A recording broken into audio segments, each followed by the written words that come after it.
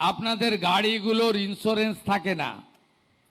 Accident হলে পথচারী হোক, পুলিশ কর্মী হোক, কোনো ইন্স্যুরেন্স বেনিফিট পায় না।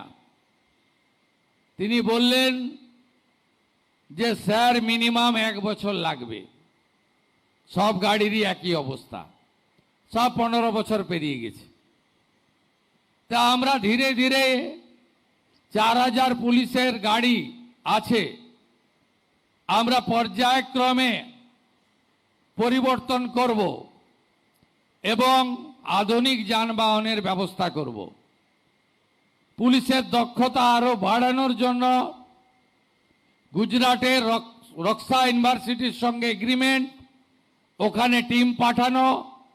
এরপরে মাননীয় কেন্দ্রীয় স্বরাষ্ট্রমন্ত্রীর বিশেষ উৎসাহে আমাদের আসামে তেজগাঁওয়ে বিএসএফ এর যে পুলিশ ট্রেনিং ইনস্টিটিউট রয়েছে, সেখানেও আমরা ফেজ ওয়াইজ পাঠাবো আপনাদের নতুন নতুন ইনোভেটিভ আইডিয়া এবং ইত্যাদি জানার জন্য।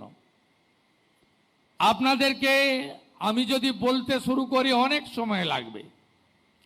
এখানে এসআইএ গঠন করার, এনআইএ এর মতো এসআইএ গঠন করার সিদ্ধান্ত হয়েছে, আধুনিক পরিকাঠামো তৈরির সিদ্ধান্ত হয়েছে এবং আধুনিক আপনাদের অস্ত্র থেকে শুরু করে আধুনিক নানা জিনিসপত্র থেকে শুরু করে ভারতীয় ন্যায় সংহিতার সমস্ত ধারা, উপধারা এবং সুপ্রিম কোর্ট, হাইকোর্ট, মানবাধিকার কমিশন, এসসি এসটি কমিশন, আপনাদের বিভিন্ন গাইডলাইন সম্পর্কে আমরা আরও সুশিক্ষিত, প্রশিক্ষিত এবং জ্ঞানার্জনের জন্য নানা উদ্যোগ গ্রহণ করেছি।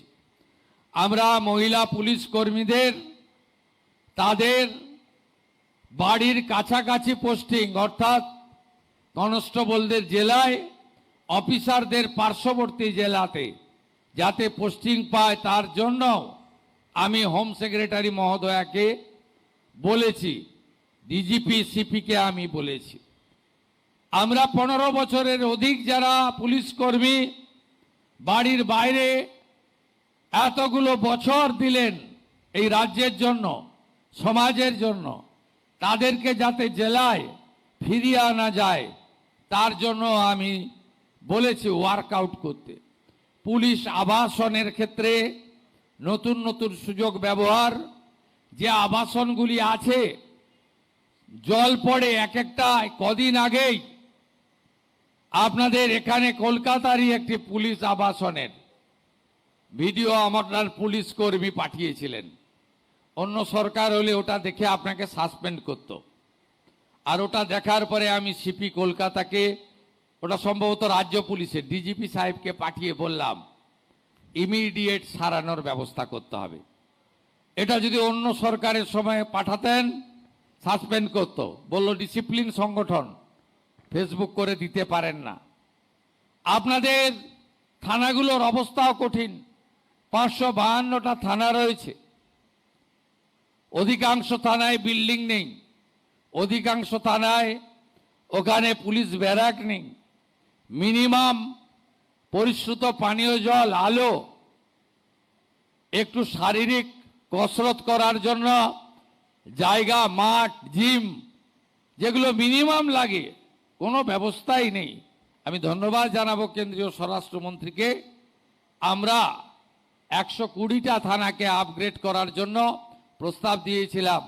স্বরাষ্ট্রমন্ত্রী কেন্দ্রীয় স্বরাষ্ট্র সচিবকে বলেছেন যে আরও বেশি সংখ্যক পাঠাও। আমরা তো 250-300 পাঠানোর ব্যবস্থা নিচ্ছি, যাতে ভারত সরকারের সাহায্য নিয়ে আমরা আরও বেশি করে আমাদের পরিকাঠামোগুলো তৈরি করতে পারি।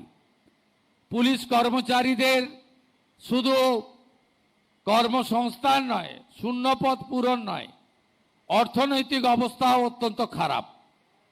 কারণ আপনারা গোটা ভারত যখন 6th পে কমিশন পেয়ে গেছে, আপনারা তখন 7th পে কমিশনেই আপনারা পাননি। সেভেন্থ পে কমিশনই পাননি। আমরা সেভেন্থ পে কমিশন তৈরি করে দিয়েছি। আগামী কয়েক মাসের মধ্যে রিপোর্ট এসে গেলে সেভেন্থ পে কমিশনও কার্যকর করে দেব। কারণ বহু রাজ্যে এবং কেন্দ্রীয় সরকারে এইট পে কমিশনের কমিটি তৈরি হয়ে গেছে। আপনাদের সঙ্গে আইপিএসদের কথা বলছি না, ওরা সেন্ট্রাল স্কেলে বেতন পায়, ডিএ পায়। তার নিচে যারা আছে আপনাদের কথা ভাবা হয়নি। ভারত সরকারের সঙ্গে 42% ডিএ গ্যাপ ছিল। একদিনে পারবো না, সময় দিতে হবে। বাজেটে ঘোষণা হয়েছে 20% ডিএ অক্টোবর মাসে পাবেন। এবং আমি অর্থ সচিবকে বলেছি, অর্থমন্ত্রীকে বলেছি যে পুজোর মাসে, পুজোর আগে অক্টোবরের বেতন দিতে এবং 20% অ্যাডিশনাল দিতে। তাই আপনাদের সব কাজে আমার নজর রয়েছে।